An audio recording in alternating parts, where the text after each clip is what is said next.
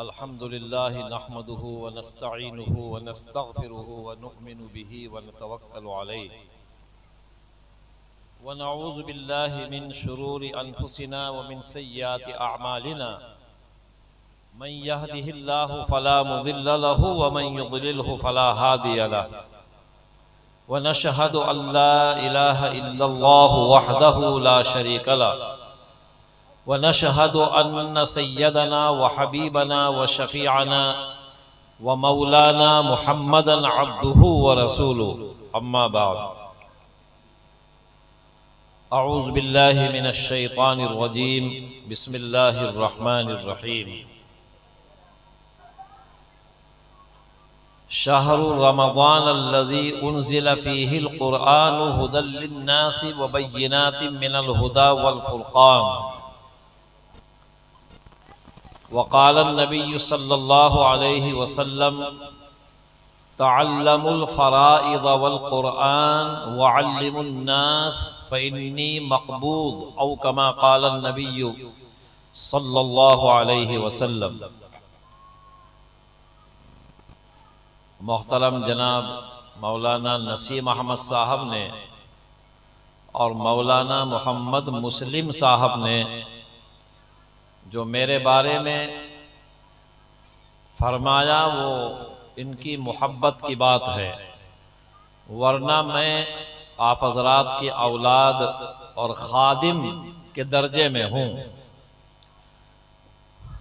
محترم جناب مولانا مسرت علی صاحب اور جناب حافظ محمد فرقان صاحب کے حکم کی تعمیل میں اور آپ حضرات کی محبت میں حاضر ہوا ہوں،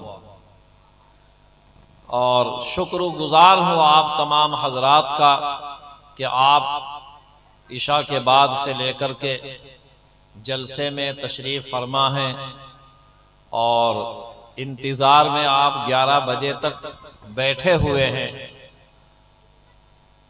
12 بجے کے آس پاس جلسہ بھی ختم ہو جائے گا تقریباً، ابھی اور بھی پروگرام باقی ہیں۔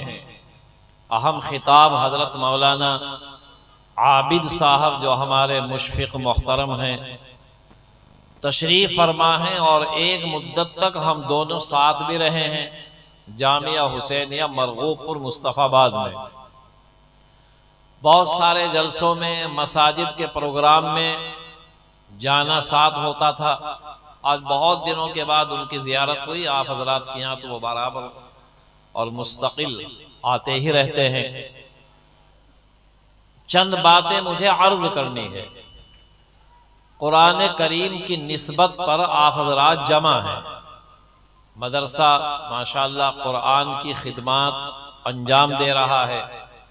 ہر سال کچھ نہ کچھ حفاظ تیار ہوتے ہیں، دستار بندی ہوتی ہے۔ قرآن کی نسبت پر ہی مدرسے کا قیام ہے، قرآن کی نسبت پر ہی یہ اجلاس منعقد کیا گیا ہے، اور قرآن کی نسبت پر ہی آپ حضرات جمع ہیں، اور قرآن کی نسبت پر ہی آپ حضرات نے یہ محبت کا ثبوت دیا اور احترام کا ثبوت دیا۔ یہ دو چیزیں ہیں، ایک محبت اور ایک احترام۔ یہ ایسی چیزیں ہیں دونوں کہ ان کا صلہ ضرور مل کے رہتا ہے۔ آپ نے اپنے حفاظ، علماء، قراء حضرات کو اسٹیج کے اوپر بٹھایا، خود اسٹیج سے نیچے آپ بیٹھے، اور یہ انہوں نے حسن انتظام کیا ماشاءاللہ۔ مولانا مسرت اور قاری فرقان صاحب نے کہ کرسیوں کا انتظام کیا۔ یہ میں نے یا تو مراد آباد دیکھا تھا یا پھر یہاں دیکھا، کرسیوں کا انتظام کیا۔ ابھی میں پرسوں میرٹھ میں بھی تھا، پھر اگلے دن میوات میں بھی تھا، بہت دور تک لوگ بیٹھے تھے، مگر کرسیوں کی جانب کسی کسی کا ذہن جاتا ہے۔ کرسیوں کا انتظام یہ اچھا انتظام ہے، بہترین انتظام کیا انہوں نے۔ آرام سے آپ بیٹھ گئے اور اپنی اپنی جگہ کے اوپر بیٹھ گئے۔ نیچے بیٹھنے میں کچھ کھڑے رہتے ہیں، کچھ بیٹھ جاتے ہیں، کچھ گندے بھی ہو جاتے ہیں وہ فرش وغیرہ۔ یہ ماشاءاللہ ان کا حسن انتظام ہے، یہ لوگ قابل احترام ہیں، آپ نے احترام کیا ان کا۔ آپ نے جو احترام کیا اور جو محبت کا آپ نے ثبوت دیا، دونوں چیزوں کا عوض اور بدلہ ملے گا آپ کو۔ اور کبھی کبھی تھوڑی تھوڑی باتوں پر اللہ تعالیٰ بخشش بھی فرما دیتے ہیں۔ دریائے دجلہ کے اوپر ایک شرابی شراب پی رہا تھا، اور شراب اتنی بڑی نحوست کی چیز ہے کہ شراب پینے والے کی مغفرت نہیں ہوگی۔ شراب پینے والے کے بارے میں خود حدیث شریف میں فرما دیا، لا يدخل الجنت مدمن خمر، شراب کے نشے میں لت پت رہنے والا جنت میں داخل نہیں ہوگا۔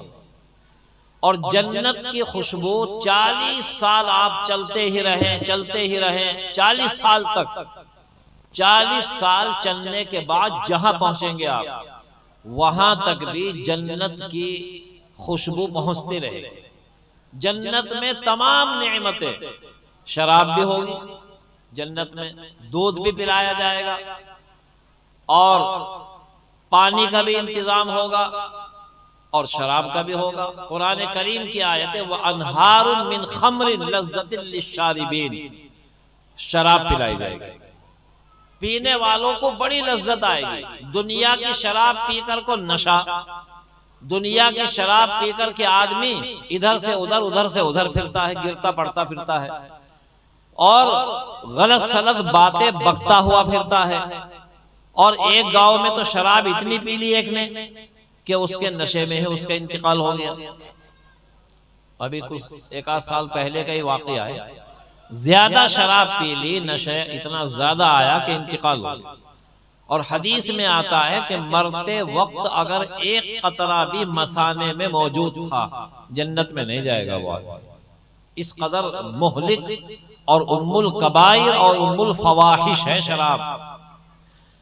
تو جنت کے اندر شراب بھی ہوگی، مگر شرابن طہورا، پاک شراب ہوگی، ناپاک نہیں ہوگی، عمدہ میووں سے بنی ہوئی ہوگی۔ وَأَنْهَارٌ مِّن مَّاءٍ غَيْرِ آسِنٍ، عمدہ قسم کا پانی۔ وَأَنْهَارٌ مِّن لَبَنٍ لَمْ يَتَغَيَّرْ طَعْمُهُ، بہترین قسم کا دودھ کا جس کا رنگ بدلا ہوا نہیں ہوگا۔ اور وَأَنْهَارٌ مِّنْ عَسَلٍ مُصَفًّى، صاف ستھرا قسم کا شہد ہوگا۔ 4 قسم کی نہریں جنت میں ہوں گی۔ تو جنت کی خوشبو 40 سال تک آدمی چلتا ہی رہے چلتا رہے، اتنی دور تک جنت کی خوشبو پہنچے گی، لیکن شراب پینے والے کو نہیں ملے گی۔ تو دریائے دجلہ کے اوپر ایک آدمی شراب پی رہا تھا، اس نے نیچے جھانک کے دیکھ لیا تو دیکھا کہ امام احمد بن حنبل رحمت اللہ علیہ تشریف فرما ہے، اور امام احمد کا وہ مقام، متعدد مرتبہ خام میں اللہ تعالیٰ کو دیکھا امام احمد نے، اور کتابوں میں لکھا ہے کہ جس کے خام میں اللہ تعالیٰ آ جاتے ہیں اس کی بخشش ہو جاتی ہے۔ اللہ تعالیٰ ہی خام میں آتے ہیں، اور بخشش فرمانے کی وجہ سے یہ اس کے لیے پیش خیمہ ہو جاتا ہے۔ تو امام احمد کا بہت اونچا مقام، نیچے نظر پڑی تو حافظ قرآن بیٹھا امام احمد، تو وہ شرابی ان کے احترام میں نیچے آ گیا۔ اور جب اس کا انتقال ہوا تو کسی کے خام میں آیا تو پوچھا کہ کیسے گزری؟ اس شرابی نے کہا کہ میری مغفرت ہو گئی صرف اس بنا پر کہ ایک حافظ قرآن کے احترام میں میں اوپر شراب پی رہا تھا، میری نظر پڑی تو میں نیچے آگے بیٹھ گیا، بس اللہ تعالیٰ نے فرمایا کہ تو نے میرے اس کلام کا احترام کیا جو اس کے سینے میں موجود تھا۔ ورنہ آدمی کو دیکھنے میں سب برابر ہی ہوتے ہیں، سب کی شکل صورت، آنکھ ناک کان منہ ہاتھ پیر سب کے ایک ہی جیسے ہوتے ہیں، لیکن جس کے سینے میں قرآن کریم ہے اس کا مقام بہت عظمتوں اور بہت رفعتوں کا حامل ہے۔ اللہ تعالیٰ کا مقام لاہوت یعنی مقام قرب اس کو حاصل ہو جاتا ہے۔ تو دیکھو احترام کا صلہ اللہ نے کیا دے دیا۔ یا تو شراب کی سزا یہ تھی کہ جنت بھی حرام تھی اس کے اوپر، لیکن جب اللہ نے نوازش کی تو اللہ کی رحمت نے اس گناہ کو ڈھانپ لیا۔ وسعت رحمتی کل شیء، اللہ نے فرمایا میری رحمت کی وسعت ہر چیز کو اپنی چھاپ میں، اپنی لپیٹ میں لے لے۔ اللہ کی رحمت اتنی بلند ہے۔ تو دیکھو احترام کا صلہ دنیا میں مل جاتا ہے، آخرت کے اندر بخشش ہو جاتی ہے۔ تو آپ ماشاءاللہ دیکھو رات کے 11 بج رہے ہیں، اب تک بیٹھے ہوئے ہیں، اس احترام کا صلہ ملے گا آپ کو انشاءاللہ تعالی۔ اور محبت کا بھی صلہ ملتا ہے۔ ایک شخص نے حضور صلی اللہ علیہ وسلم سے پوچھا کہ متی قیام الساعہ، کہ قیامت کب آئے گی؟ تو حضور صلی اللہ علیہ وسلم نے فرمایا ما اعددت لها، کہ تو نے قیامت کی کیا تیاری کی ہے جو پوچھ رہا ہے کہ قیامت کب آئے گی؟ تو اس نے جواب دیا ما اعددت لها کبیر صلاة ولا صوم ولكن انی احب اللہ ورسولہ، کہ یا رسول اللہ نہ تو میرے پاس بہت زیادہ نمازیں ہیں، نہ میرے پاس بہت زیادہ روزے ہیں، نام اعمال تو عمل سے خالی ہے، میرا کچھ نہیں ہے، لیکن ایک عمل ہے میرے پاس، انی احب اللہ ورسولہ، کہ اللہ سے اور اللہ کے رسول سے محبت کرتا ہوں، بس یہ میرے پاس سرمایہ ہے۔ تو حضور نے فرمایا المرء مع من احب وانت مع من احببت، کہ آدمی کا حشر اس کے ساتھ ہوگا جس سے وہ محبت کرتا ہو، اور تو بھی، یعنی اس صحابی سے کہا کہ تو بھی اسی شخص کے ساتھ جائے گا جنت میں جس سے تو محبت کرتا ہے۔ تو حضور سے محبت کرتا تھا وہ، تو حضور کے ساتھ جنت میں جائے گا۔ اللہ سے محبت کرتا تھا، اللہ کے حکم سے جنت میں چلا جائے گا۔ تو محبت ایسی چیز ہے کہ اس کا صلہ ملتا ہے آدمی کو۔ اس لیے ایک حدیث شریف میں فرمایا کہ کن عالما او متعلما او مستمعا او محبا ولا تکن الخامس فتکن خاسرا، کہ یا تو عالم بن جا، یہ پہلا درجہ ہے، عالم بن جا، یا تو متعلم بن جا، سیکھنے والا، اور سیکھنے کی کوئی عمر متعین نہیں ہوتی۔ آدمی یہ نیت کرے کہ میں طالب علم ہوں، میں سیکھ رہا ہوں، آپ بھی یہ نیت کر لیں کہ میں آج سے نیت کرتا ہوں کہ میں مسائل کو، قرآن کی باتوں کو، حدیث کی باتوں کو سیکھوں گا، تو طالب علم ہونے میں آپ کا بھی شمار ہو جائے گا۔ اور پھر جب موت آئے گی تو شہادت کی موت آئے گی۔ دارالعلوم دیوبند کے شیخ الحدیث حضرت مولانا مفتی سعید احمد صاحب رحمت اللہ علیہ، شیخ الحدیث دارالعلوم کے، لیکن یہ کہا کرتے تھے بھئی میں نے تو نیت کر رکھی، میں طالب العلم ہوں۔ ایک تو ہے طالب علم، وہ تو جو بچے مدرسے میں پڑھتے ہیں ان کو کہتے ہیں طالب علم، اور اگر الف لام لگا دے طالب العلم، اب اس کا ترجمہ ہوگا علم کا طالب، تلاش کرنے والا علم کو، تو اس میں آپ بھی شامل، میں بھی شامل۔ تو دارالعلوم کے شیخ الحدیث کی بھی یہ نیت ہے کہ میں طالب علم ہوں۔ چنانچہ ایک روٹی کھایا کرتے تھے، ایک روٹی کھا کر کے پڑھنے بیٹھ جایا کرتے تھے، مغرب کے بعد نہیں ملاقات کرتے تھے۔ اگر کوئی چلا گیا تو کہہ دیا کرتے تھے یہ میرے پڑھنے کا ٹائم ہے، آپ بھی اپنا کام کرو، پڑھو، میں بھی پڑھنے بیٹھتا ہوں۔ اب تو انتقال ہو گیا۔ حضرت مولانا سید ارشد مدنی دامت برکاتہم عصر سے مغرب تک خوب آتے ہیں لوگ باغ، ہندو، مسلمان، بوڑھے، جوان، بچے، سب سے مصافحہ بھی ملاتے ہیں۔ لاک ڈاؤن میں بھی ہزاروں مصافحے ملایا کرتے تھے۔ کبھی یہ نہیں سوچا کہ کرونا ہو جائے گا۔ اور مدینے کے پودینے کی چائے بھی پلاتے ہیں جو بھی چلا جائے، اور مدینے کی ایک کھجور بھی کھلاتے ہیں، پلیٹ میں رکھ کے کھلاتے، لوگ ایک ہی اٹھاتا ہے، کوئی دو اٹھانا چاہے دو بھی اٹھا لے۔ اور یہ فرماتے ہیں کہ بھئی مغرب کے بعد نہیں ملتا، مغرب کے بعد میں پڑھنے بیٹھوں گا، مجھے صبح کو پڑھانا بھی ہے، اور صبح سے شام تک پڑھاتے بھی ہیں اور اپنا کام بھی کرتے ہیں۔ اور پوری دنیا کے سفر اب بھی مکے میں ہے، مدینے میں ہے اس وقت میں۔ پہلی تاریخ میں مکے میں جائیں گے، عمرہ کریں گے، عمرہ کر کے فوراً اسی دن دیوبند واپس۔ چونکہ ایک مسئلہ بھی لکھا ہے کہ مدینے میں، مکے میں بہت زیادہ لمبا قیام کرنا، کہیں غلطی نہ ہو جائے کچھ، چونکہ مکے میں حرم میں ایک نیکی کا ثواب 1,00,000 نیکیوں کے برابر ملتا ہے، لیکن اگر کوئی گناہ ہو جائے تو گناہ بھی تو اتنا ہی ملے گا۔ پھر احترام کے خلاف کوئی بات سرزد ہو جائے تو بہت لمبا قیام مکے میں کرنے کو لوگوں نے منع لکھا ہے، تو مغرب کے بعد پڑھنے بیٹھ جاتے ہیں۔ تو آدمی اگر یہ نیت کر لے کہ مجھے کوئی نہ کوئی مسئلہ ملے گا تو میں سیکھوں گا، یاد کروں گا، پڑھنے بیٹھوں گا میں، یہ اگر نیت کر لے تو اس کا شمار طالب علم میں ہو جائے گا۔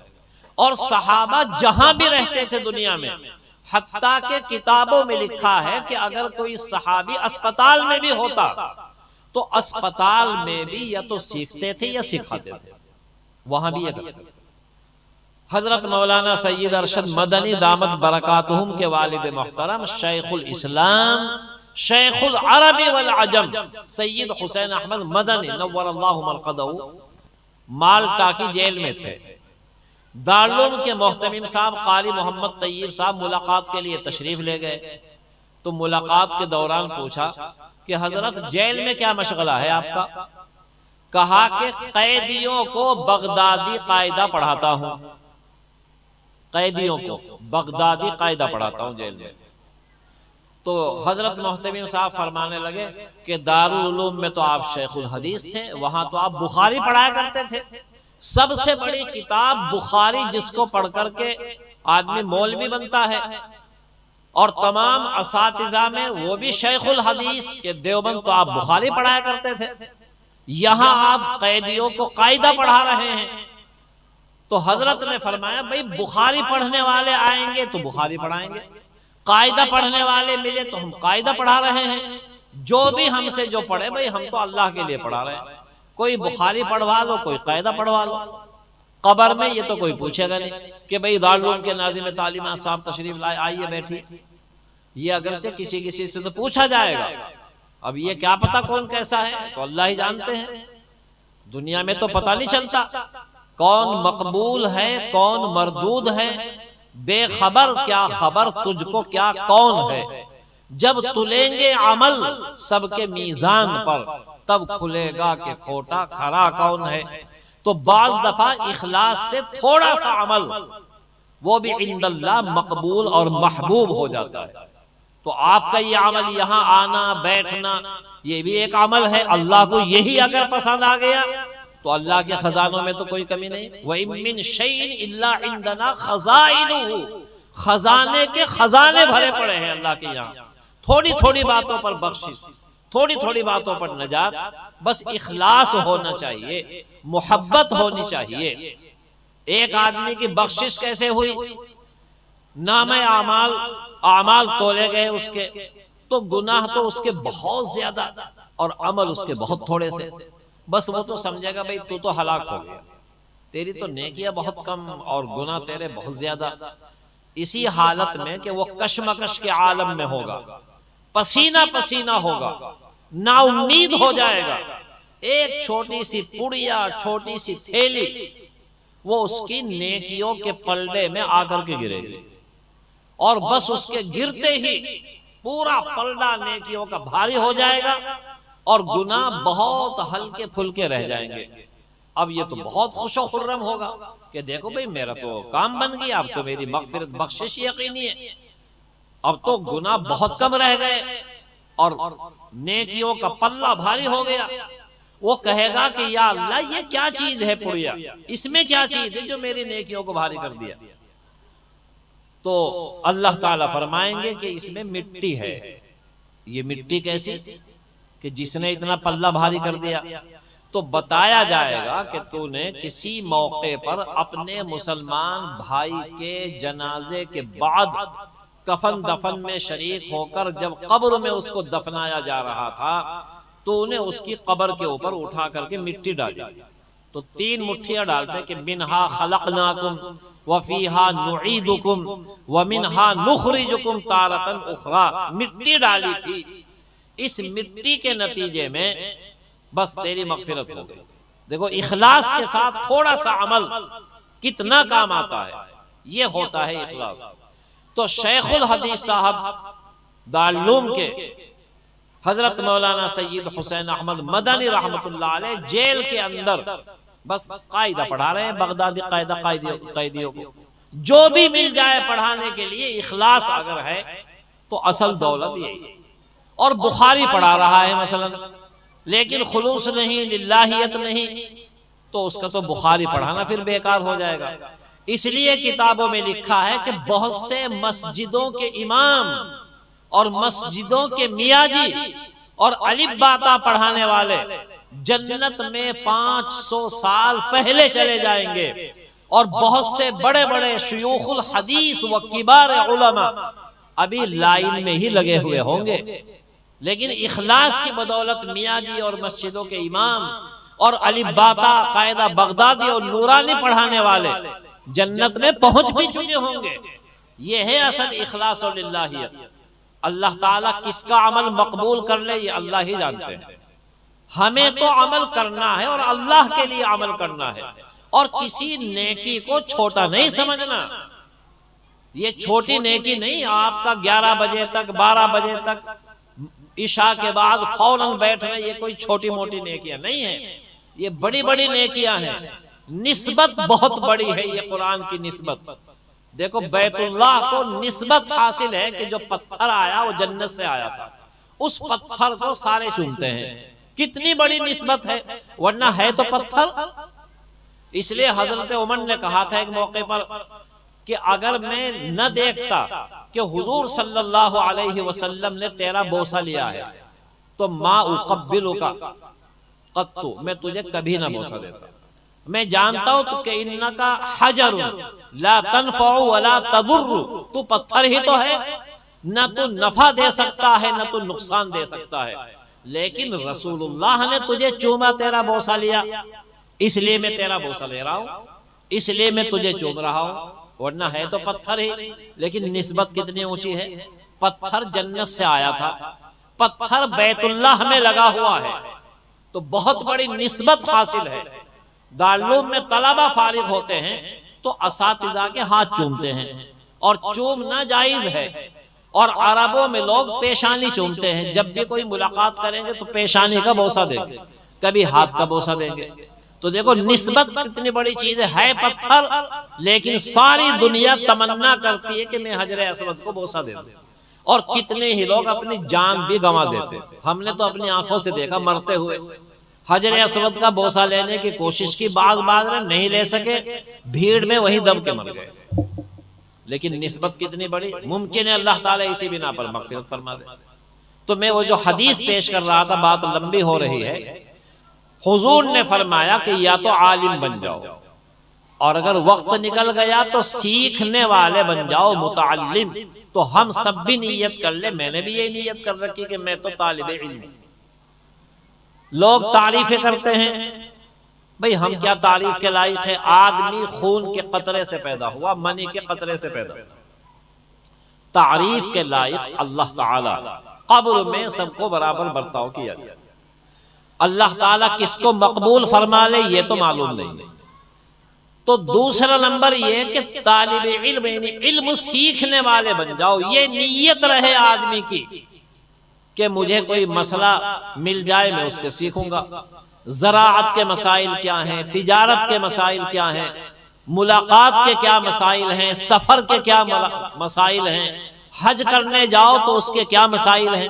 اب لوگ حج کر کے جاتے ہیں، 5-6 لاکھ روپے خرچ کرتے ہیں، لیکن سیکھنے کی تو توفیق نہیں، سیکھ کے نہیں جاتے۔ دلی جہاز میں بیٹھتے ہی دم واجب ہو جاتا ہے۔ میں نے جہاز میں بھی اعلان کیا تھا، لیکن نہیں مانے لوگ۔ جنہوں نے سنا انہوں نے مان لیا، جنہوں نے نہیں سنا انہوں نے مانا ہی نہیں۔ جب دلی سے احرام باندھ لیا تو اب احرام باندھنے کے بعد خوشبو کا استعمال کرنا ناجائز ہو گیا، اور کھانا بھی ملتا ہے جہاز میں، بریانی کھانا ملتا ہے، کھانے کے بعد ایک ٹیشو پیپر ملتا ہے جس کے اوپر لکھا ہوا ہوتا ہے مندیل منعش، ٹیشو پیپر ہوتا ہے، اس سے ہاتھ صاف کرتے ہیں۔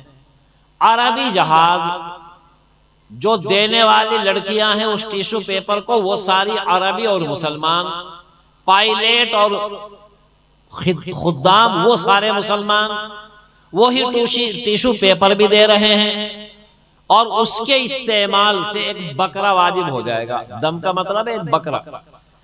حرم میں مکے میں ایک بکرا خرید کر اللہ کے راستے میں قربان کرنا ضروری ہوگا، اور اس کا گوشت خود کھانا جائز نہیں، اور فقیروں کو کھلانا پڑے گا، اور حرم کی جو حدود ہے وہی کھلانا پڑے گا، یا نہیں لا سکتے آپ۔ یہاں تو بکری 2-3 ہزار کی بھی مل جائے گی، وہاں 15-20 ہزار سے کم کا بکرا نہیں ملتا۔ تو دیکھو لا علمی اتنی بڑی جہالت ہے، نہ سیکھنا نہ جاننا، کہ جا رہا ہے عمرہ کرنے اور جا رہا ہے حج کرنے، اور مسئلہ سیکھ کر جانے کی توفیق نہیں ہے۔ کسی عالم سے پوچھ لیتے بھائی مجھے چند مسئلے بتلا دو۔ اب ایک طالب علم آیا، مفتی بھی ہے، مولوی بھی ہے، دارالعلوم سے بڑی بڑی ڈگریاں حاصل کی، مجھ سے کہا جی کچھ نصیحتیں لکھ کر کے دے دو۔ میں نے کہا بھائی بالکل ٹائم نہیں، 1 منٹ کا بھی زبانی نصیحت کرو اس کا بھی ٹائم نہیں ہے۔ لیکن وہ ایک لفافہ لے کے آیا تو اس میں ایک کاغذ تھا کہ جی موقع لگے گا تو آپ کچھ لکھ دیجیے گا نصیحت۔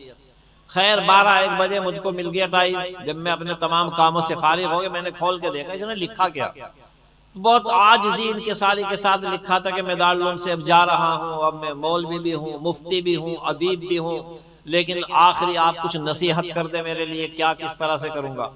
تو میں نے 5-6 اس میں نصیحت اس کو لکھ کر کے دی اور فون کر دیا کہ اپنا ایک کاغذ لے کے چلے جاؤ۔ وہ 12-1 بجے پھر آیا، اپنا لفافہ لے کر کے چلا گیا۔ تو دیکھو آدمی جب کسی کام کو کرنے جا رہا ہو تو کچھ تو سیکھنا ضروری ہوگا اس کو۔ اب کتنے لوگ عمرہ کرنے جا رہے ہیں، پرسوں کو بھی میرے ساتھی 40 آدمی ہیں، پرسوں کو ہماری فلائٹ ہے پیر کے دن، اور روز جا رہے ہیں لوگ کثیر تعداد میں، کثیر مقدار میں۔ لیکن اگر چند منٹ کے لیے کچھ مسئلے بھی سیکھ لیں تو عمرہ جس کے لیے 50, 60, 70 اور رمضان کا عمرہ تو لاکھوں روپے کا، اور حج تو 5-6 لاکھ روپے سے کم نہیں ہوتا۔ اتنی خطیر رقم، اتنی کثیر رقم خرچ بھی کر رہا ہے اور 2-4 مسئلے بھی نہیں جانتا، تو یہ تو سارے پیسے بیکار کر دیے اس نے۔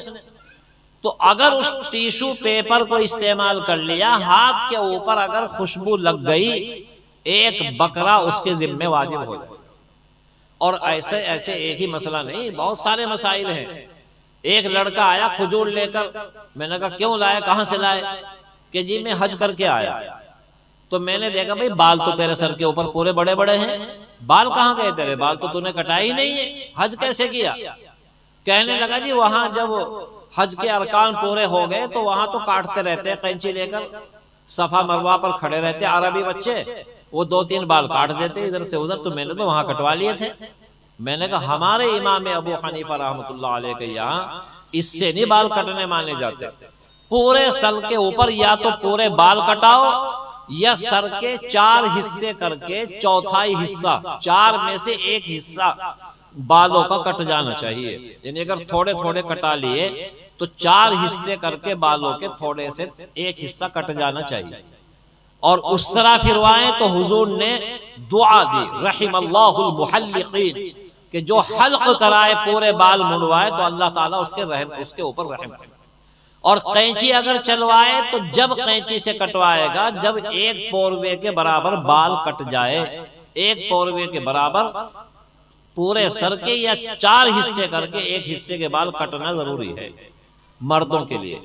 اور عورتیں اپنی چوٹی سے 4 حصے کرے، چوٹیوں کے اس طریقے سے 4 حصے، اور 1 چوٹی کو پکڑ کر کے 1 پوروے کے بقدر کاٹ لے گی۔ وہ پوری چوٹی کے ضروری نہیں، 4 حصے کرے، اخیر سے 1 پوروے کے برابر بال کاٹے گی، تب جا کر کے وہ احرام سے نکلے گی۔ اور وہ عرب سے چل کر کے دیوبند آ گیا، بال نہیں کٹوائے۔ اب مسئلہ تو بہت عجیب ہے، اس کے بعد جب وہ احرام سے ہی نہیں نکلا، اب اس کے بعد اس نے اگر خوشبو لگائی تب بھی دم واجب ہوگا، سلے ہوئے کپڑے پہن لیے 12 گھنٹے تب دم واجب ہوگا، بیوی سے ملاقات کر لی اگر شادی شدہ ہو تب دم واجب ہوگا۔ وہ تو احرام سے نکلا ہی نہیں، اس کو تو بال کٹانے چاہیے تھے پورا سر کا اس طرح، یا پھر 1 پوروے کے برابر چوتھائی حصے کے کم سے کم۔ اب دلی دیکھو، آپ عورتوں کو دیکھو کتنی حج یا عمرہ کرنے جا رہی ہے، اور وہ رومالی لا کے رکھتی ہے، اس کو پورے سر کے اوپر باندھتی ہے اور پیشانی کے اوپر بھی، اسی رومالی کو وہ احرام کہتی ہے۔ حالانکہ احرام مرد اور عورت دونوں کا ایک ہے، احرام میں کوئی فرق نہیں، کیونکہ احرام کہتے کس کو ہیں؟ احرام نام ہے دل میں نیت کرنا کہ میں حج یا عمرہ کرنے جا رہا ہوں، اور زبان سے لبیک پڑھنا، لبیک اللہم لبیک۔ اگر یہ پوری یاد نہ ہو تو بس یوں کہہ لیں سبحان اللہ الحمدللہ، بس یہ احرام۔ مردوں کو بھی یہی کام کرنا، عورتوں کو بھی یہی کام کرنا، دونوں میں سے کسی کے احرام میں کوئی فرق نہیں۔ دل میں نیت کرے کہ عمرہ کرنے جا رہا ہوں یا عمرہ کرنے جا رہی ہوں، اور زبان سے لبیک پڑھے۔ لبیک یاد نہ ہو تو شریعت میں بہت آسانی ہے، ایک مرتبہ کہہ لے سبحان اللہ، بس ختم، یہ احرام ہو گیا۔ اب مسئلہ مردوں کے لیے الگ ہے، عورتوں کے لیے الگ ہے۔ جب نیت کر لی تو اب مردوں کو سلا ہوا کپڑا پہننا جائز نہیں ہے، ٹوپی بھی اتارنی پڑے گی، کرتا بھی، بنیان بھی، تہبند پیجامہ، سب کچھ اتارنا پڑے گا اس کو۔ اب اس لیے وہ دو چادریں پہنتے ہیں، ایک اوپر ایک نیچے، انہی کو احرام کہنے لگے، حالانکہ احرام وہی نہیں، وہ تو علامت ہے کہ یہ آدمی احرام کی حالت میں ہے، ورنہ احرام نام ہے اس چیز کا کہ دل میں نیت ہو، اور چاہے زبان سے کچھ بھی نہ کہے، بس یہ کہ میں عمرہ کرنے جا رہا ہوں، دل میں نیت، اور زبان سے لبیک یا الحمدللہ۔ اب سلا ہوا کپڑا مرد نہیں پہن سکتا، اس لیے وہ چادر پہننی پڑتی ہے۔ اب عورتوں نے یہ غلطی کی کہ وہ جو رومال لے لیا اس کو لپیٹ لیا، سر کے اوپر بھی پیشانی پر بھی، اس کو احرام سمجھ لیا، وہ احرام نہیں ہے۔ عورتیں اپنے سلے ہوئے کپڑے ہی پہن کے رکھے گی۔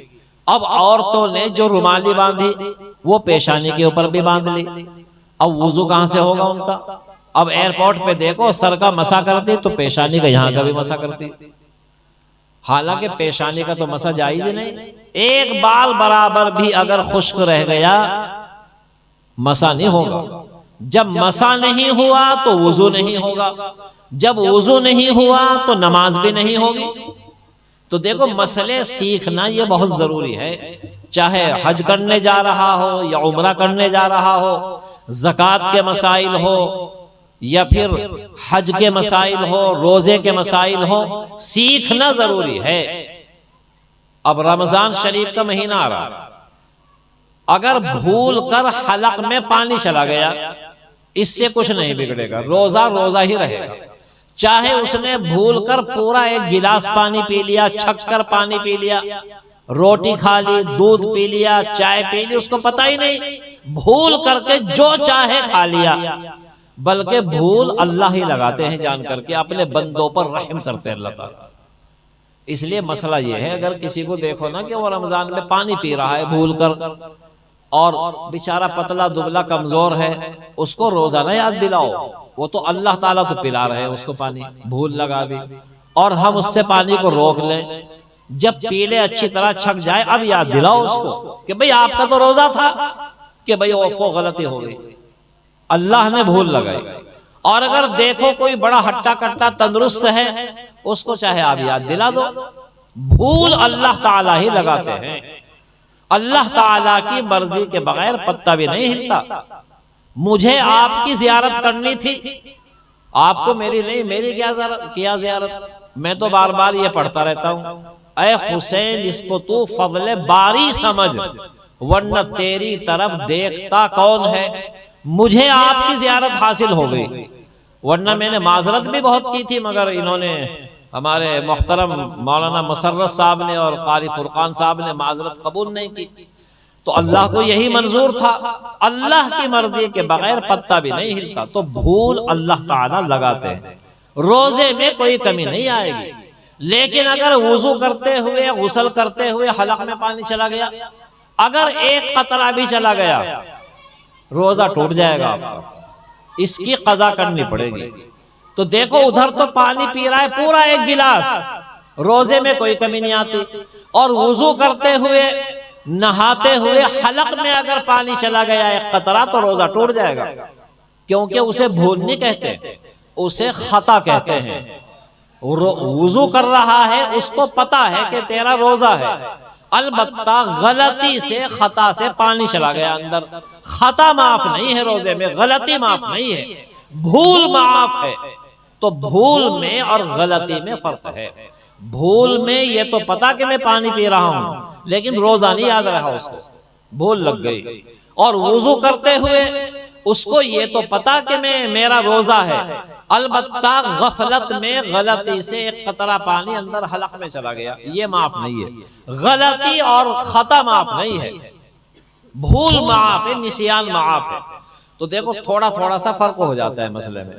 تو حج کرنے جائے آدمی تو مسائل سیکھ کر جانے چاہیے، زکوٰۃ کے مسائل، روزے کے مسائل۔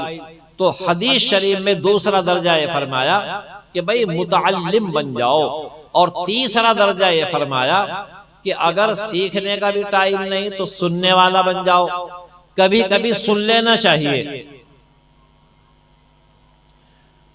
سن لینا چاہیے۔ یہ بھی ایک مسئلہ معلوم کر رہے ہیں مفتی ریاست آنے والے، وہ پرچی ان کو دے دینا، مسئلہ بتلا دیں گے۔ اب اتنا ٹائم بھی نہیں ہے کہ عدت کس سے ہے اور کس سے نہیں، بہت لمبا تفصیلی سے یہ موقع ہو جائے گا، پھر انشاءاللہ کبھی بیان کریں گے۔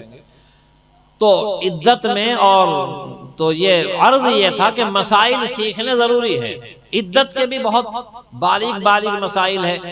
اب تو حکومت نے یکساں سول کوڈ کر کے عجیب نافذ کر دیا کہ عدت ہی ضروری نہیں، حالانکہ عدت تو شریعت میں تسلیم ہے، عدت ضروری چیز ہے۔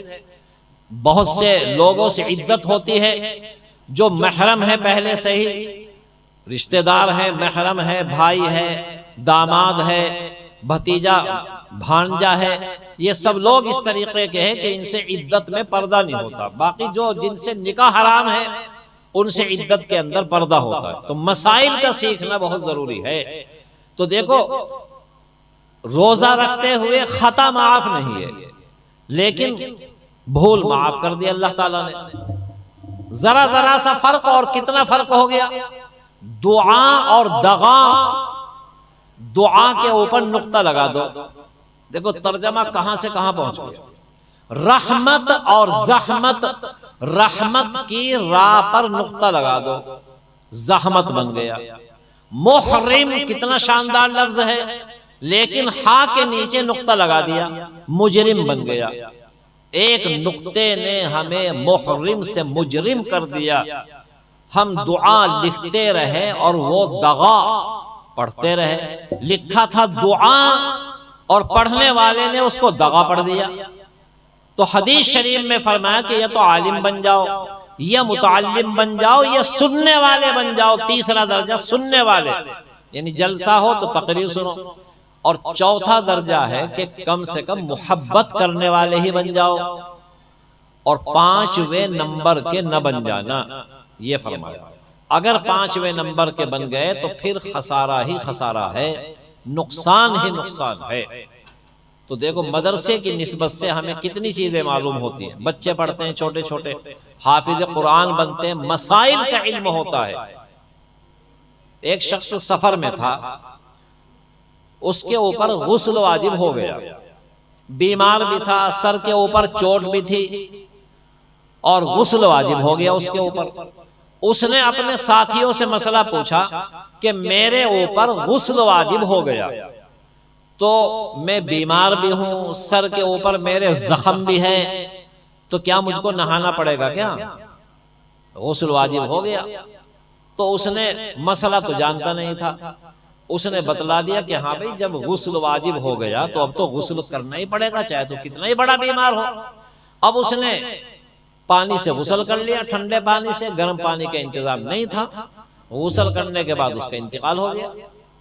حضور صلی اللہ علیہ وسلم تک بات پہنچی، پورا مسئلہ حضور کے سامنے آیا اور مسئلہ معلوم کیا، تو حضور نے فرمایا کہ قتلوہ قتلہم اللہ، کہ ان لوگوں نے اس کو قتل کر دیا، اللہ تعالیٰ انہیں بھی قتل کرے۔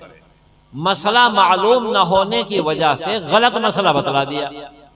مسئلہ تو یہ تھا کہ تیمم کر لینا چاہیے تھا، جیسے وضو کا تیمم ہوتا ہے غسل کا بھی تیمم ہوتا ہے۔ ایک آدمی کے اوپر نہانا واجب ہو گیا، غسل واجب ہو گیا، ادھر بیمار بھی ہے بیچارہ، زخم ہے، بیماری ہے، بخار ہے، طبیعت خراب ہے، اگر نہائے گا تو بیماری بڑھ جائے گی، مر جائے گا۔ تو مسئلہ یہ ہے اس کے لیے کہ غسل نہ کرے، وہ تیمم کرے۔ اور تیمم جیسے وضو کا ہوتا ہے کہ کسی دیوار پر، پتھر پر، ٹائل پر اس طریقے سے کرے، ہاتھ لگا کر کے یوں کر لے، دوسری مرتبہ مار کر کے پھر یوں کر لے، بس یہ پاک ہو گیا، یہ غسل ہو گیا اس کا۔ جب تک بیمار رہے نماز بھی پڑھے گا، روزہ بھی رکھے گا، وہ جنبی نہیں رہا، اس کا غسل ہو گیا۔ تو دیکھو انہوں نے غلط مسئلہ بتلایا تھا۔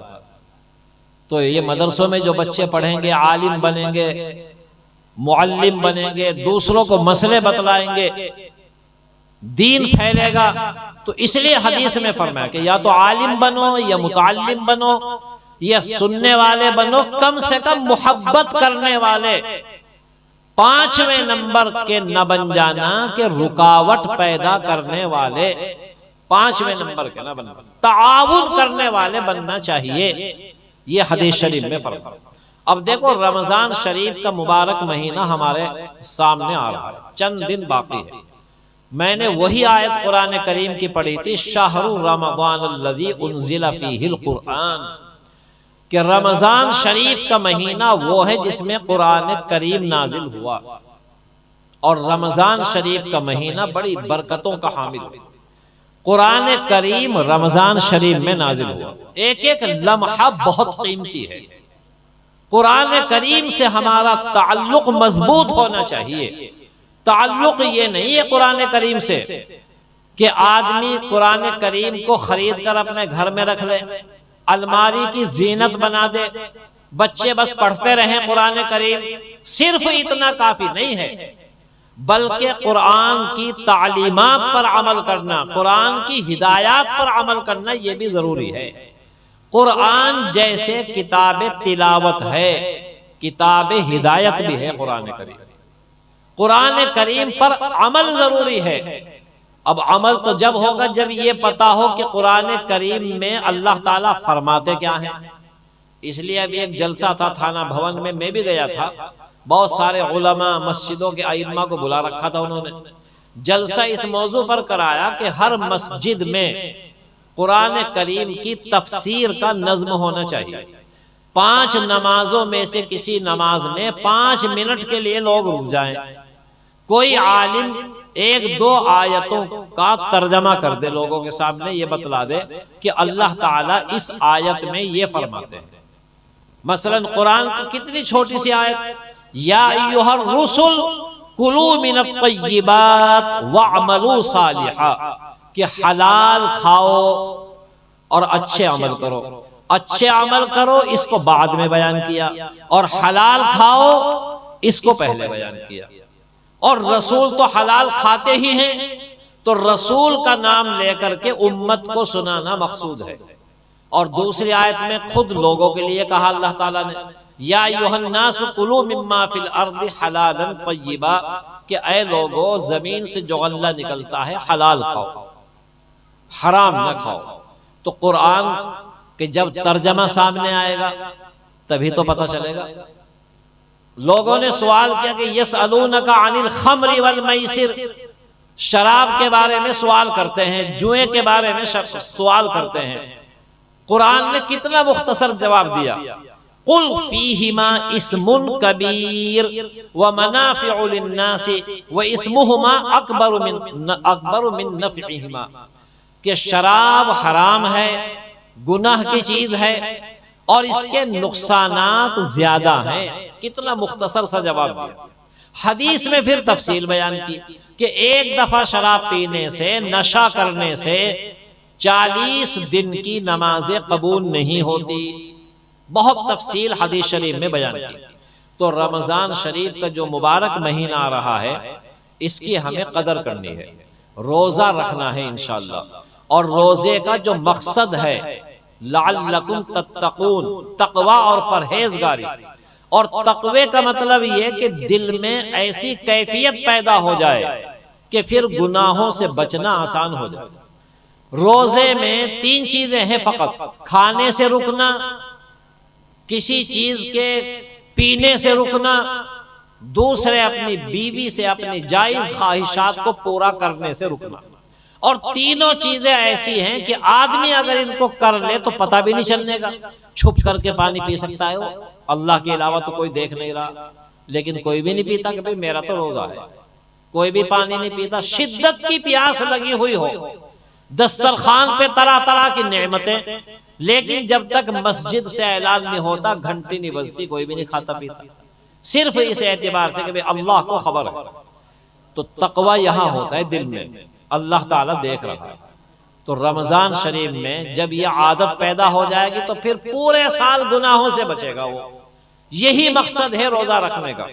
ورنہ حدیث شریف میں آتا ہے کہ کم من قائم کم من صائم لیس لہ من صیامہ الا الظمأ وکم من قائم لیس لہ من قیامہ الا السحر، کہ کتنے ہی روزہ دار ایسے ہیں کہ بھوک پیاس کے علاوہ کچھ بھی فائدہ نہیں ہوا، اور کتنے ہی شب بیدار راتوں کو جاگنے والے ایسے ہیں کہ علاوہ نیند خراب کرنے کے کچھ بھی نہیں ہوا۔ تو دیکھو روزے کا مقصد صرف بھوکا پیاسا رہنا نہیں، وہ صفت پیدا ہو جانی چاہیے جس کا نام تقوی ہے۔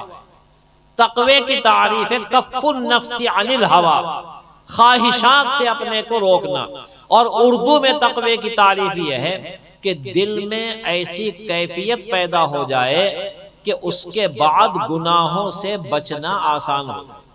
صرف یہ نہیں کہ موبائل لے لیا بڑا اور کئی گھنٹے اس میں خراب کر رہے ہیں، اور ڈاکٹر لوگ یہ کہتے ہیں کہ جب رات کو لائٹ بند ہو جاتی ہے اور موبائل کھول لیتے ہیں، اکثر سب کا حال یہی ہے، پڑھے لکھوں کا بھی یہی، بڑھ کے پڑھے لکھے تو اور آگے ہیں، 10 سال مولوی بنانے میں خرچ کر دیے، اب اس کے بعد 24 گھنٹے موبائل پر لگا پڑا ہے۔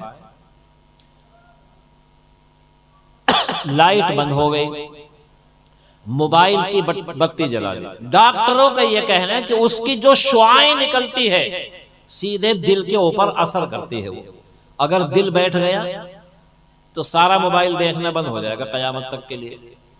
آنکھوں کے اوپر شعاعیں پڑے گی، اگر شعاعیں آنکھوں میں منتقل ہو گئی بینائی سلب ہو جائے۔ اگر آنکھ میں پانی نہ ہو آنکھ نہیں دیکھ سکتی، منہ میں اگر تھوک نہ ہو تو تھوک جب نہیں بنے گا آواز نہیں نکلنے کی۔ ابھی میں نے تقریر کی وہاں تو میں نے پھر کھانا کھایا تو بریانی بس ایک ہی لقمہ کھایا، ورنہ یہاں تقریر نہیں کر سکتا تھا۔ بریانی کھانے سے خشکی آتی، تھوک نہ بنتا، اور جب تھوک نہ بنتا میں تقریر کر ہی نہیں سکتا تھا آپ کے سامنے۔ کشمیر میں ایک کا تھوک ختم ہو گیا، منہ کا آواز ہی ختم ہو گئی، 50,000 روپے کی دوائی کھاتا ہے سالانہ تھوک بنانے کے لیے، تب آواز نکلتی ہے اس کی۔ تو موبائل کی شعاعیں سیدھی آنکھ کے اوپر پڑے گی اور دل کے اوپر، اگر آنکھ کا پانی خشک ہو گیا تو بینائی سلب ہو جائے۔ یہ تو ضرورت کی چیز ہے، فون آیا تو سن لیا، کہیں کرنا ہوا بٹن دبا کے کر لیا، ورنہ کتنے ہی لوگ جیلوں میں پڑے۔ یہ قریب کے مولانا وسیم صاحب تھے، حج کر کے آئے تو انتقال ہو گیا، بیوی بیچاری بیوہ ہو گئی، ایک لڑکا دارالعلوم میں پڑھتا تھا، غلط دب گیا بٹن، سیدھا جیل میں گیا۔ ابھی 3:30 بجے پولیس آ گئی، 20 آدمی، سب سے پہلے محتمم صاحب کو اٹھا دیا کہ آپ گاڑی میں بیٹھ لو، سیدھے آدمی ہیں گاڑی میں بیٹھ لیے۔ انہوں نے ناظم دارالقامے کے پاس فون کیا کہ جلدی سے آؤ، یہ تو مہمان خانے کے اندر ہی آ گئی پولیس۔ مولانا منیر صاحب جلدی سے آئے، کہا کہ گاڑی میں بیٹھو آپ، کہنے لگے محتمم صاحب کو اتار دو، میں چل رہا ہوں آپ کے ساتھ۔ وہ چلے گئے، ایک کمرے میں لے گئے، کمرے کے اوپر رات کے 3-3:30 بجے چھاپا مارا کہ فلاں لڑکا بتاؤ کہاں ہے۔ اب وہ لڑکے کو بھنک لگ گئی، بھاگ گیا، کہنے لگے کیا پڑھتا ہے، کہاں رہتا ہے، کس کی ذمہ داری ہے یہ، تعلیم کون دیکھتا ہے؟ کہنے لگے وہ تو تعلیم کے ذمہ دار تو مولانا حسین ہیں۔ کہنے لگے ان کو بلاؤ پھر۔ تو ناظم صاحب مولانا منیر نے کہا کہ نہیں، وہ ان کا کمرہ دور ہے، وہاں تک پہنچنا اتنا آسان نہیں، میں رات کو نہیں ان کو بلا سکتا، آپ مجھے لے چلو چاہے جہاں لے جائیں۔ یہ مولانا منیر نے بڑی ہمت دکھائی اور ان کو کہا کہ آپ مجھ سے بات کریں، میں ان کو نہیں بلا سکتا۔ تو انہوں نے کہا ایک لڑکا اپنے کمرے میں نہیں تھا کہ یہ کہاں ہے اپنی سیٹ پر سے، تو بتا دیا اپنے گھر ہوگا، مظفر نگر کا تھا یا کہیں چلا گیا ہوگا، بچے ہیں قرب جمعرات جمعے کو ویسے بھی آتے جاتے رہتے ہیں۔ تو ایک لڑکے کو جس کو جو مطلوب تھا، خیر اس کو پکڑ لیا انہوں نے، مل گیا، وہ آ گیا، کہیں سے بھاگ گیا تھا۔ 8 گھنٹے اس سے پوچھ تاچھ کی، مہمان خانے میں بٹھا کر 8 گھنٹے کے بعد اس کو چھوڑا، پورے دارالعلوم میں ہڑکم مچا دیا۔ رات کے 3:30 بجے آئی، موبائل کی برکت تھی، برکت نہیں نحوست تھی موبائل، دیکھتے دیکھتے بٹن دبا دیا، کہیں کا کہیں پہنچ گیا بٹن، غلط چیزوں پر ریسرچ کر لی تو جیل میں جانا پڑتا ہے۔ مولانا وسیم انتقال ہو گیا، بیوی بیچارے کی بیوہ ہو گئی، ذریعہ معاش بھی کچھ نہیں، بلیل پور کے رہنے والے بڑے عالم، لیکن لڑکا جیل میں۔ کئی سال کے بعد پھر آیا حضرت مولانا سید ارشد مدنی کی جمعیت، ماشاءاللہ بڑے بڑے کارنامے انجام دے رہی ہے، انہوں نے مقدمہ لڑا تو پھر رہائی ہوئی، ہم نے تھوڑی سی کوشش کی تو دارالعلوم میں دورے کا امتحان دلوا دیا اس کا۔ تو یہ اتنی عجیب چیز ہے موبائل، تھوڑی تھوڑی باتوں پر اس میں کہیں کا کہیں بٹن دب جاتا ہے، بڑے بڑے لوگوں کی زندگیاں خراب ہو رہی ہیں، ننگی تصویریں آتی ہیں، بے پردگی ہوتی ہے۔ تو رمضان شریف کے مہینے میں اس میں فضول وقت کرنا، لوگ ایک ایک منٹ کا حساب لگا کے رکھتے ہیں اپنے ٹائم کا۔ امام ثعلب تھے، اگر کوئی دعوت کرتا تو دعوت قبول کر لیا کرتے تھے، لیکن یہ شرط لگاتے تھے بھئی دعوت تو قبول ہے لیکن کھانا کھاتے وقت کتاب برابر میں رکھنے کی جگہ دینی پڑے گی مجھے، کھانا کھاتے کھاتے بھی کتاب دیکھوں گا، اگر یہ شرط ہے تو دعوت قبول ہے آپ کی۔ تو لوگ شرط قبول کر لیا کرتے تھے کہ جی ٹھیک ہے برابر میں جگہ رکھ دیں گے، اسٹول لگ دیں گے، کتاب بھی دیکھتے رہنا، کھانا تو منہ سے کھایا جاتا ہے، آنکھ سے کتاب دیکھتا رہوں گا۔ ایک ایک لمحے کا وقت بہت قیمتی ہو۔ آج ہمارے بچے پڑھتے ہی نہیں کچھ، مولوی بن گئے تو بس سمجھتے کہ بھئی تو مولوی بن گیا، حافظ بن گئے بس حافظ بن گیا۔ ہمارا ایک شاگرد مولوی بھی بن گیا، اس کے بعد بڑا ڈاکٹر بھی بن گیا، دارالعلوم کے پڑھے لکھے بڑے بڑے عہدوں پر فائز ہیں، MSc وغیرہ میں، اور جو بڑے بڑے افسران کی انگریزی کا اردو بناتے ہیں، بڑے بڑے افسران کا ٹرانسلیٹر کرنے والے دارالعلوم کے فضلاء ہیں، بڑی بڑی ایمبیسیوں کے اندر ذمہ دار دارالعلوم کے فضلاء۔ تو صرف یہ نہیں کہ ایک مولوی بن گیا اس کے بعد سب خود ختم، بھئی پڑھتے رہو پڑھتے رہو، پڑھنے میں وقت صرف خرچہ کرنا چاہیے آدمی کو۔ حافظ قرآن بن گیا، قاری بن گیا، دارالعلوم سے فارغ ہو کے پڑھانے لگا، بس پھر سمجھتے ہیں اب تو تنخواہ دار ملازم ہو گیا، پڑھانے لگا، اب کیا پڑھنا؟ پڑھانے کی جب دارالعلوم کا شیخ الحدیث بھی پڑھتا ہے بیٹھ بیٹھ کے، حضرت مولانا ارشد مدنی محدث کبیر صدر المدرسین رابطہ عالم اسلامی مکہ مکرمہ کے رکن رکین، اتنے بڑے آدمی اور وہ بھی پڑھتے ہیں بیٹھ کر کے۔ تو ہم کون ہوتے ہیں جو یہ سمجھ لیں کہ بھئی ہم تو بہت بڑے علامہ بن گئے؟ رمضان شریف میں ایک لمحہ بھی ضائع نہ جانا چاہیے۔ تو سب عمل کریں گے انشاءاللہ، قرآن شریف پڑھے۔ بس آخری بات کر کے اپنی بات ختم کرتا ہوں، چونکہ پہلے بہت دنوں کے بعد جلسے میں آیا، پتہ نہیں یہاں پہلے ایک دفعہ آیا تھا، وہ بات میں نے پتہ نہیں پہلے بیان کی یا نہیں، اور جگہ تو جلسوں میں بیان کی۔ ایک بزرگ ہیں ابو یزید قرطبی رحمۃ اللہ علیہ، یہ واقعہ فضائل اعمال میں لکھا ہے، حضرت شیخ الحدیث صاحب نے لکھا ہے، اگر کوئی آدمی 70,000 مرتبہ کلمہ پڑھ لے، اب رمضان شریف میں آپ کو سب کو ٹائم ملے گا، اور اب ایسی تسبیح آ رہی ہے ہزارہ تسبیح جس میں 1000 دانے ہوتے ہیں، اس کو 70 مرتبہ پڑھنا ہے بس، تو 70,000 مرتبہ ہو گیا، اور آدھا کلمہ پڑھنا ہے فقط، لا الہ الا اللہ لا الہ الا اللہ لا الہ الا اللہ۔ چونکہ مسئلہ یہ ہے کہ اگر شروع میں اشہدو یا نشہدو کا لفظ پڑھیں گے تو پورا کلمہ پڑھنا پڑے گا، چونکہ اب اس کا تعلق ہو جائے گا عقیدے سے، اور عقیدہ ہمارا کلمے کے دونوں جز کا ہے کہ اللہ کے سوا کوئی معبود نہیں، لا الہ الا اللہ، اور محمد الرسول اللہ کہ محمد اللہ کے رسول ہے، یہ تو عقیدہ ہے۔ اگر اشہدو پڑھا یا نشہدو پورا کلمہ پڑھنا پڑے گا، اور اگر اشہدو نشہدو نہیں پڑھا پھر آدھا کلمہ پڑھے گا۔ تو 70,000 مرتبہ کا اگر نصاب ہے کسی کے پاس، آدھا کلمہ لا الہ الا اللہ لا الہ الا اللہ لا الہ الا اللہ، گنتے جاؤ اور لکھتے رہیں اس کو، جس وقت جتنا چاہے پڑھ لو، لکھ لو، پھر اور پڑھو، پھر اور اس میں اضافہ کر لو، ایک جگہ بیٹھ کے پڑھنا ضروری نہیں ہے، اور وضو بھی ضروری نہیں ہے، چلتے پھرتے دکان پہ بیٹھے ہوئے، کھیت میں، اپنے گھر میں لیٹے ہوئے، سونے سے پہلے، سحری میں، جب چاہے پڑھو۔ 70,000 مرتبہ کا ایک نصاب ہے، چاہے اپنے والد کو بخش دو، والدہ کو بخش دو، چاہے بیوی کو بخش دو، بیوی زندہ تو شوہر کو بخش دو، اور چاہے زندہ آدمیوں کو بخش دو اور اپنے لیے رکھو۔ ایک جگہ میں نے تقریر کی تو ایک نابینا نے بتلایا کہ آپ نے پہلی مرتبہ جب تقریر کی تھی میں تو اسی وقت سے شروع کر دیا تھا، اور آج میرے 52 نصاب ہو گئے. زبردست پور جوراسی کا رہنے والا تھا، نابینا تھا. 3 بجے ہی اندھیرے میں مسجد میں آ جایا کرتا تھا. اب تو انتقال ہو گیا. تو اس لیے یہ دنیا کو جمع کرنے کی چیز ہے. ہم کچھ اعمال جمع کر لیں. یہ اعمال نامہ اعمال میں لکھے جا رہے ہیں. 2 فرشتے دن میں رہتے ہیں یہاں، 2 فرشتے رات میں، 4 فرشتے ہر ایک کے ساتھ مسلط ہیں، جن کو کرامن کاتبین کہتے ہیں. ایک بزرگ فرماتے ہیں کہ بھئی میں تو ایک سانس میں 200 مرتبہ پڑھتا ہوں. میں نے پڑھ کے دیکھا تو میرے سے تو 35 مرتبہ پڑھا گیا. بس موٹے آدمی سے زیادہ نہیں پڑھا جاتا. پتلا دبلا آدمی ہو، کھانا کھائے ہوئے بہت دیر ہو گئی ہو، آپ جیسے مستعد ہو ماشاءاللہ، با ہمت ہو، تو آپ زیادہ بھی پڑھ سکتے ہیں، 70 75 مرتبہ، 100 مرتبہ. وہ بزرگ فرماتے ہیں کہ میں ایک سانس میں 200 مرتبہ پڑھ لیتا ہوں، بہت تیزی کے ساتھ، لا الہ الا اللہ، لا الہ الا اللہ، لا الہ الا اللہ. تو 70,000 کوئی زیادہ نہیں ہوتا، 2-3 دن میں ہو جائے گا. تو رمضان شریف کا مہینہ قریب ہے. جو قرآن شریف پڑھنا جانتے وہ قرآن شریف پڑھیں. 70,000 کا جتنے بھی ہو سکے نصاب جمع کر لیں. اللہ تعالیٰ مجھے آپ کو ہم سبوں کو عمل کی توفیق عطا فرمائے. وآخر دعوانا الحمدللہ.